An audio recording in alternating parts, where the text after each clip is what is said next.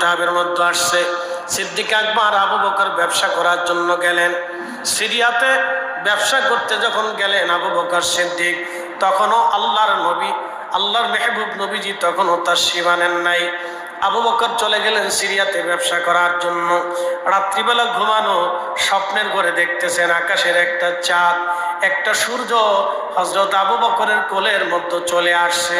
আর আবু বকর চাদর দিয়া চাঁদ আর সূর্যকে নিজের কোলের মধ্যে জড়িয়ে ধরলেন। এই আশ্চর্য স্বপ্ন দেখার পরে সিদ্দিক আকবর সকালবেলা চলে গেলেন পাদ্রীর কাছে, যারা তাওরাত জবুর ইনজিলে পারদর্শী বড় আলেম ছিল। পাদ্রীর কাছে যা বলেন, পাদ্রী গো, আমি রাত্রিবেলা স্বপ্ন দেখলাম আকাশের চাঁদ এবং সূর্য আমার কোলের মধ্যে আসছে, আর আমি আকাশের চাঁদ আর সূর্যকে চাদর দিয়ে আমি বুকের মধ্যে কোলের মধ্যে জড়িয়ে ধরে রাখছি।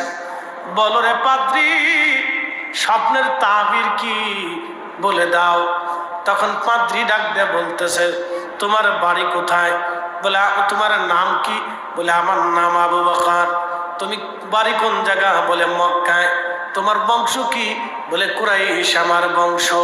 তবে শোনো রে আবু বকর, তোমার স্বপ্ন অনুযায়ী, তাওরাত আর জবুর ইনজিলের বিধান অনুযায়ী, সুসংবাদ অনুযায়ী আবু বকর তুমি শুনে রাখো, তোমার দেশে তোমার বংশে একজন নবী আসবে, তার নাম হবে মুহাম্মদ সাল্লাল্লাহু আলাইহি ওয়াসাল্লাম। বাবার নাম হবে আব্দুল্লাহ,